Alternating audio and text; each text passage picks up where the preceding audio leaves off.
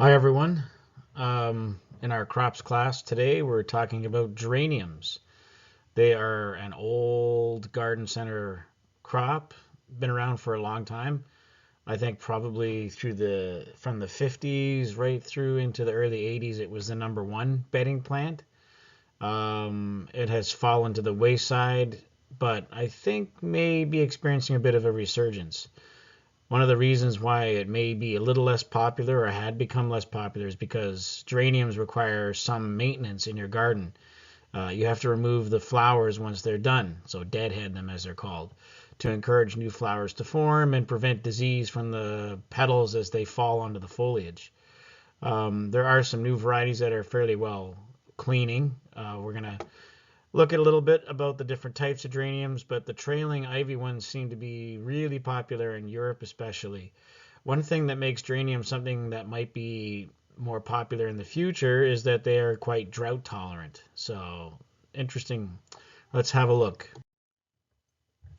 So, they're from the Pelargonium family. They are native to originally from South Africa. This is a picture of a wild geranium in its natural habitat.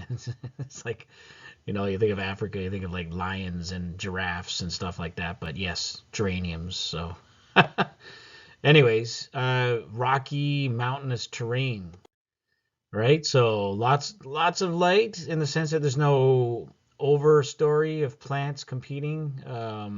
Fairly fertile soil. These are not right up the mountain in the rocky, like in the gravel, but you can see there's definitely some rocky areas there. But um, they don't mind it cool. That's also interesting, and they can handle periods of drought. It can get fairly dry depending on where you are in the mountain range, right?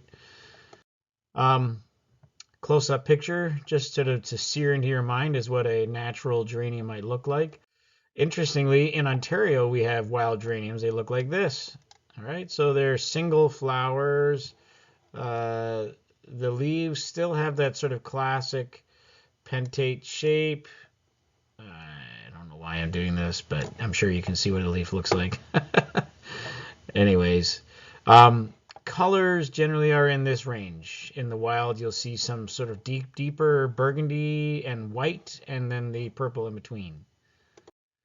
Of course, through breeding and selection and many years of people playing around, we have this sort of modern day bedding plant geranium. Something worth noting is that some geraniums are actually C4 and even CAM plants. Remember this from Plant Science 1? C4 plants being more efficient at photosynthesis in high temperatures. Um, Whereas C3 is just sort of your run-of-the-mill plant. Here you look at photosynthetic activity as it increases. As temperature in a C4 plant, as temperature increases, the photosynthesis continues to accelerate. So the classic example is corn, right? It does really well on hot temperature.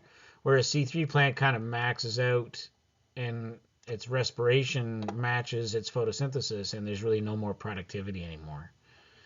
But just out of curiosity, there are a number of bedding plants that are in fact C4 plants. Cosmos, dahlias, amaranth. I don't know if you know many amaranths, but there's a old standard one called Love Lies Bleeding. It's quite pretty. That's a C4. Portulaca, which makes a lot of sense because it's kind of got a succulent like leaf. And then of course the grasses. A lot of grasses are C4, right? So your ornamental grasses, your spikes, they can handle the heat. That's basically what does that tell us? That those plants can handle heat. Um, Geranium historically was also known as stork's bill. I think the idea is that there's the shape, there's the shape. Interesting when the seed pods burst, they burst in several directions and they're sort of spring loaded to fling the seed off away from the plant to help it spread and take over the world. Um, let's look at the different types of geraniums. There's a lot of geraniums: zonal, seed, ivy, regal, angel, foliage, and scented. Let's go through these. Zonal geraniums. This is your classic geranium garden center stuff. They tend to have different colored regions in the leaf, zones that will help you remember. Okay. Um, Ivy leaf, these are your trailing geraniums. They have a different kind of leaf structure. It's waxy, shinier. The flowers tend to be a little smaller in size, maybe not as bunched. These are self-cleaning. So a hanging basket with ivy geraniums, when it rains, the dead flowers sort of flush away. These are really popular. I think I said in the introduction in Europe in planters that you see in windows, primarily because they can handle the heat, moderate moisture changes in the soil. They won't go limp right away. They flower regularly all summer. They're quite pretty. I do like them. Up here is actually a wax geranium vine. I included this in the ivy leaf geranium because I suppose it fits in that category. They are typically variegated. These are also pretty, but they don't flower. These fall into the trailing plant category. So here's a side by side of ivy leaf geranium versus zonal. And I think you can see, we've got the zonal thing happening, and the ivy leaf has got more of a pointed leaf structure as opposed to the zonal, which is much more lobed. Regal geraniums. We have these in the college. You may or may not remember seeing them in the college. They are just starting to set buds. They have a very serrated leaf structure, really jagged, and their flowers are unique. They're actually a double of the next type of geranium. They're not quite the same flower structure as your zonal or ivy. They almost look like a double viola. And of course, the most popular variety is Martha Washington. I think the actual original Martha Washington isn't around anymore, but they just call it that. They've been bred for many years. So this is an angel geranium. This would be like a single of the Martha Washingtons that we looked at, the Regals. You can see what I mean by them looking like a viola or a Johnny Jump Up kind of thing. Cute flowers. I don't know if there's a lot of people that care too much about these, but there are still a clientele that look for them, so sometimes you run across them. It's not very common. Foliage geraniums. These things, I think, have an interesting future. We've just gone through a period of time where people are obsessed with different colored foliage, and the one variety or group of plants that hasn't been tapped yet for interesting looks is, in fact, foliage geranium. So expect to see more of those in the garden center in the coming years as people get tired of their different potato vines and coleus and stuff like that. They typically are not sold for the flower, it's for the foliage. So the flowers maybe are not so showy because the breeders are not actually looking for that. Then there, of course, is a really interesting group of geraniums, scented geraniums. The most classic one is citronella, which I'm sure you're all familiar with. That's a geranium. For a couple of years, I experimented with these in our greenhouse, and quite literally, you can smell the different chocolate and even apple cider and rose. It's amazing. These plants have all the different molecules that you find in the plant world, and they rearrange them, and you can shuffle them, and they produce a huge array of different smells, and they literally are scratch and sniff. It's quite something. Essentially what happens is when you rub the leaf, you're breaking the trichomes, and the trichomes then, of course, release volatile terpenoids, which will give you the aromas that produce what we're looking for, right? Chocolate, peppermint, lime, apple cider, whatever. Fascinating plant, geraniums. And the flowers you can see are not like, they're not ugly. They're not like a massive showing thing, but they're not hideous. But the flowers tend to be short-lived, and it's mainly the smell that you're looking for. In the Victorian era, these were all the rage, and people would collect them from all over the world and showcase their different scented geraniums. Okay, so let's look at the mechanisms for growing geraniums. They are grown almost exclusively from cuttings. There are some seed varieties available, like the Pinto varieties that you see a picture of on the right. Seed geraniums are a bit more expensive compared to other seeds. for bedding plants, but they are still beneficial over the cuttings. But having said that, there's definitely a lot of cuttings that are done for geraniums. As far as seeds are concerned, they need to germinate in the dark. So they're an example of a seed that needs to be in complete darkness to germinate. So evolutionary, that means that the seeds would be buried, right? So they have a deeper seedling depth. Fairly warm, 21 to 24 degrees Celsius. And you're looking at anywhere from, 1 to 2 weeks to germinate. And once they pop up, then they need lots of light. Otherwise, the seedlings stretch and your plant ends up becoming uh, tall and lanky right to the end. So it's really important to get that early on, lots of light as soon as they emerge. Okay, let's look at cuttings.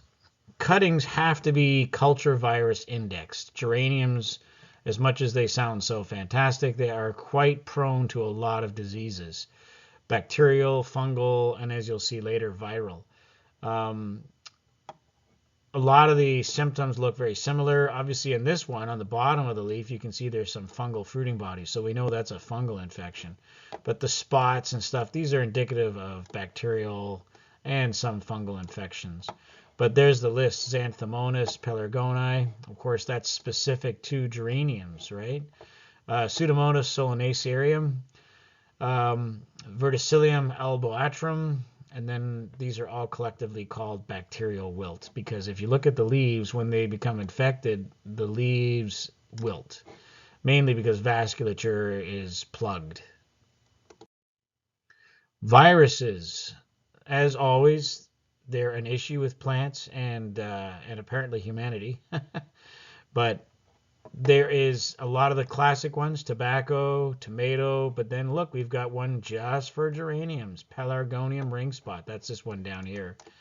And then, of course, impatiens necrotic spot. And as I said, yes, they do all look more or less the same to me. The only way you're going to see what you've got, or even if you have a virus, is to test it. Now, you may have heard about these kits before, but I'll just give you a quick slide. The Agdia kit is Agdia is just a brand, but there's lots of these types of kits um, where you take a leaf sample and you crush it to get the sap out of the leaf, or basically the liquid. Put that in a test tube. You dilute it with your extraction buffer, which will solubilize the cells. Add your strip and you wait 15 minutes, and this is a control line, so that appears to show that the test worked. And if you have a line here or not, you either have the virus or you do not. Different formats, but it's all more or less the same thing. These kits are fairly inexpensive, and so a lot of farms actually have them to keep on top of viruses, because viruses will spread, as you know all too well right now. Preventing disease, this is really just common knowledge across all crops, but again, with geraniums, it's particularly important that you stay clean, and very clean. And that means especially focusing on keeping thrips and aphids. I'm going to say aphids as well, but these days thrips seem to be the big ones. Keep your thrips under control right from day one. Get a lot of bios in there. Get your greenhouse clean. This is a bucket of Virkon. This is a common sterilizer. It's a food grade sterilizer. It smells like strawberries. It is not, and do not drink it, but it is a potent oxidizer that has a short residual, so it's safe. Typically, you hose down your entire greenhouse with this stuff and let it soak in, and then rinse it off. And you will eliminate viruses and bacteria and fungi and spores, the like. Between crops, this is really important. Also, when it comes to rooting compound, a lot of geraniums don't actually need rooting compound. They're fairly good at rooting, but having said that, you do not reuse rooting compound. Small batches. Some companies go so far as to use liquid rooting compound, and they spray it onto the roots so that there's no physical contact. In the risk that a cutting will touch the rooting compound, leave the virus there, and then when your next cutting goes in, it gets infected, right? So be cognizant of how you root stuff and how that could spread the pathogens. Obviously, growing the crop off the ground helps, so that any kind of water splashing from the ground, if they haven't got it perfectly sterilized, which is very difficult. Never use pots and trays again. So a lot of farms will reuse pots and trays, But what you can usually do if they're smart is they'll reuse them for crops that are less prone to disease. So your geraniums would be an example of a crop that's going to get the new trays. Okay. Sterilizing a knife. Yes, when you're taking cuttings, it's important that you dip it. Often Virkon, or you can use hydrogen peroxide or a weak bleach solution. Um, Anything really to dip that knife between cuttings so you're not spreading stuff. It's tedious, it slows you down, but in the long run, it saves you a lot of time and pain. As far as taking cuttings, this is someone taking, that's a fairly large cutting. That's a mature one, but whatever. That's what we're looking at is, again, I've said this in other classes, apical meristems. We get faster growth because we have that meristematic tissue already established. And it will just take off and produce your shoot and bud out at a fairly short time.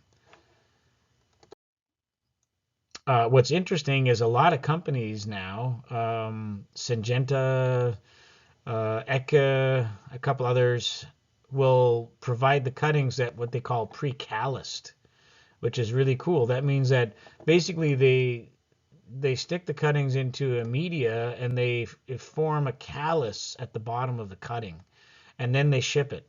So you don't have to do anything. You just stick them in the ground and they root in no time. This is an unrooted. This is a callus rooted. Look at the plant. Look at the difference in terms of the productivity in a shorter time. This is 7 weeks after sticking. So callus seems to be the way to go now. You pay a little bit more, but at the end of the day, time is money, right? Strategies for rooting cuttings. So the top part is all about sort of misting, but before I get into it, I've got a picture of tenting up there, and you know how I feel about this. Tenting is by far the best way to go. But let's look at it. As I said, they root easily. They should be stuck immediately. When you get cuttings in for geranium, get them out of the box. They go yellow very quickly. They don't like being in the dark. As far as growing, nothing crazy. They can handle the high temperatures, but they like a cool night. So they have a fairly large diff for normal growth. As always, bottom heat, nothing new there. Misting, nothing crazy there. One thing that's interesting about misting is that we've mentioned this before, it was a while ago, so it's worth mentioning again, but you can get nutrient leaching with geraniums. Even though not the ivy, but all the other geraniums have a fairly thin cuticle on their leaf, which means that as water flows over the leaf, nutrients can actually leach out of the leaf. So oftentimes 50 ppm feed in the mist will help prevent that leaching from happening and keep your cutting strong. But as I said, if you want to do it right, tent. That way you're not misting the leaves, you're not risking leaching, you keep it clean. It's a better way to go every time. But then again, even after they root, you might leave them on some sort of mist. So again, it's important to keep the feed going. Shade as you see fit, right? The idea. Remember, with this kind of stuff like shading, my rule of thumb is if you're comfortable, the plants are comfortable. So if you're not comfortable, you're hot, especially in the propagation area, then you need to do something about it. Okay, let's look at early development. So there's a whole long list of different factors to control geranium growth here. So let's go down this list. Keeping the day short keeps your internodes short, right? So geraniums, we like to keep the day length under control if we can. Not everyone has blackout, but you could pull shade earlier in the day and leave it closed later in the morning to shorten up your day intensity a little bit. Low temperatures all day keep your plants compact. Remember, with bedding plants, you want to keep things compact. We don't want tall, lanky plants. Again, cool days keep increased branching, which is kind of cool. That keeps plants compact and get more branching. More branching means more nodes, which means more potential flowering sites. So obviously this is a cool crop, and it does have the effect of delaying. So if you are looking at your schedule and you think you might be late, then of course you're going to run the temperature up. But you got to remember there's a trade-off. you're going to get things a little taller and maybe a little less flowering. And less branching, as high average temperatures will say. They do accelerate flowering, but the blooms don't last as long with high temperatures. Looking at shorter days, you get delayed flowering, which makes sense because you have less sugar. Long days, you get more flowering. Okay, so maybe towards the end of your crop, when you're trying to get things to bloom, you're going to increase the temperature a little bit and lengthen the days. You may have to use growth regulators to control stretch at that point. And of course, petunia do respond to a negative diff. So if you need to control their height really extremely, then you can run hot nights and cool days. Okay, so once you're up and going, let's look at the type of media. Fairly normal, 20% perlite. There's nothing unusual about that mix. 100 to 150 ppm nitrogen is not a crazy high feed rate. This is initially after transplanting because we want the roots to look for nutrients. If you overfeed at this point, you'll get weak roots, a poorly developed root structure. So start them off on the low side. Once you see the roots hit the side of the pot, this is important here. Once the roots hit the side of the pot, that means that you've got good root structure. Then you start your constant feed program. Normal temperatures, normal lighting. I mean, basically, if it's really dark, sure, put the lights on. Some CO2 research has been done, but I'll be honest, not many Benny plant producers go out of their way for CO2. Definitely withholding moisture will keep things, will control the size of the plant, right? Of course, then once you have buds, then that's no longer something you can do because the buds could actually fall off. And we don't want that.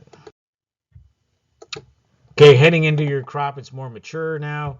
You're going to increase the feed, 250 to 300 ppm. Things are really taking off at this point. Standard pHs, really, they're pretty forgiving. Somewhat on the acidic side, I guess, for being in soil. Nothing crazy about the ECs, although Regals do prefer low EC. As far as the feeds go, you know how oftentimes we see 2820 and stuff like that. More often, 15-5-15 is a calcium magnesium special fertilizer. This is becoming more and more popular in the premix bag generic fertilizer batch, mainly because it has both calcium and magnesium mixed in, and it is a high nitrate, right? So that keeps the ammonium under control. This is a winter month feed. Some ammonium sensitive crops, you might actually use this all the way through to spring. Depending on the kind of water you may have at your farm, if you've got a lot of alkalinity, right? The pH is high. Like the college, technically, we have fairly high alkalinity. We should probably be using a fertilizer like this that has more of an acid residue. And that will make sure that, you know, calcium, magnesium, and phosphorus are soluble and available to the plant.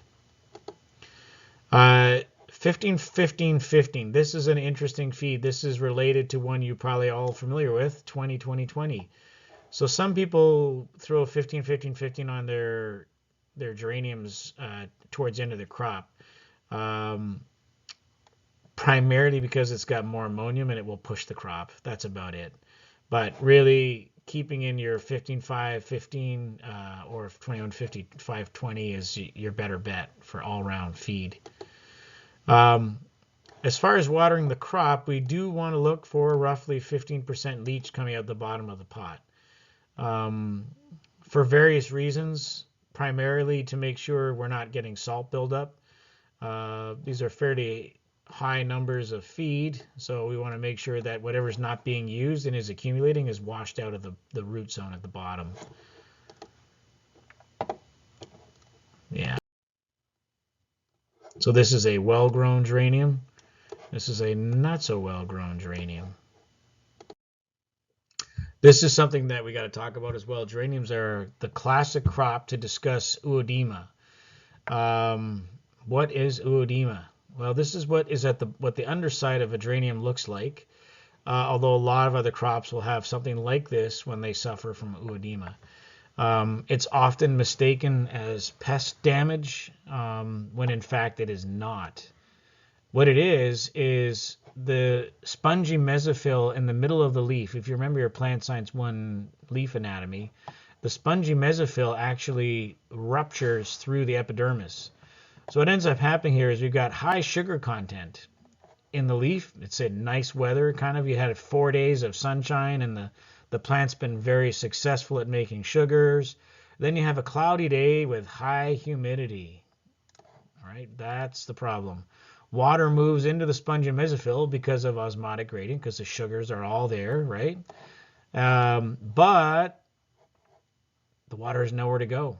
And so the cells swell and get bigger and bigger, and they rupture through the underside of the epidermis, and you get this corky wound that forms all over the place. Very common with ivy geraniums in particular. So ooedema is most prevalent during extended periods of cool, cloudy weather when the soil is warm and wet and the air is cool. So you had some warm, sunny days followed by cool, cloudy weather. Well, think about your forecasts. This is common. You got 3 days of sunshine, they got 3 days of rain. So we need to somehow keep the humidity low around the leaves, not let it build up. So we have to manage those moisture levels in the soil, and then we have to dry the conditions in the greenhouse, right? So we're talking about vent the humidity out and increase the airflow.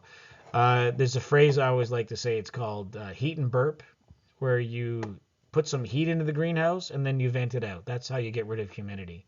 That's the most efficient way when you've got hot water.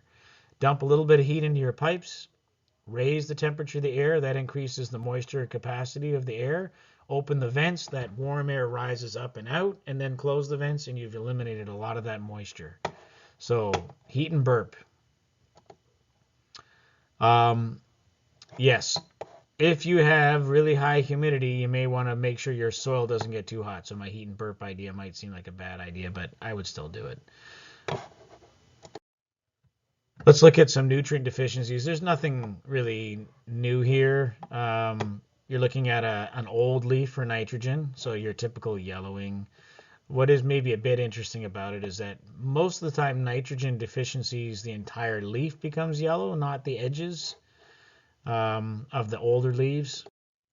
Phosphorus, a little bit of purple tinging on the perimeter, and then it looks a lot like potassium with the necrosis. That's sort of late stage phosphorus deficiency. I'm getting these pictures from the USDA website, by the way. That link should work. Magnesium, that's your classic interveinal chlorosis of the older leaves. Calcium in geraniums, now this is a hydroponic bucket, but if you looked at your roots and you noticed that the roots were not forming properly, you didn't have a good root structure, and let's say you did everything you thought properly, like you didn't overfeed when they were young, you want to make sure you have enough calcium in your fertilizer. And remember, something like 2820 does not have calcium. You're supposed to rotate 2820 with 14014 regularly to make sure you get calcium. So if you're not using a complete fertilizer, make sure you are getting calcium into the root zone. Boron. Remember, boron affects the apical meristem. So the classic thing here is bud abortion. And the apical can also be root apices. So roots have very poor branching in geraniums with no boron. Iron, classic young growth will look yellow, and that sort of pale look. Now remember, the key is that it's the young growth, not the old growth. All right, that brings us to the end of deficiencies in geraniums. Hopefully you learned something, or the repetition is sinking in and you're starting to remember some of these things like iron, calcium, boron, and what they look like. All right, talk to you later. Bye.